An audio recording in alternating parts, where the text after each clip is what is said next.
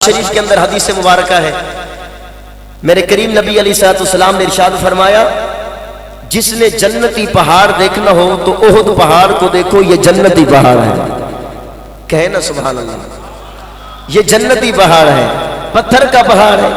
یا رسول اللہ یہ جنتی کیوں ہے؟ اس کی کیا وجہ ہے؟ پہاڑ نے کنے کو چلے کڈے ہو سکے، پہاڑ نے کیا تسبیحاں پڑھی ہوں گی، پہاڑ نے کیا نماز نوافل قراتیں کیا عبادات کی ہے، پہاڑ نے، وہ جنتی کیوں ہے؟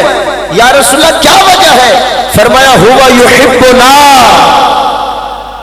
وہ ہم سے محبت کرتا ہے، وہ ہم سے پیار کرتا ہے۔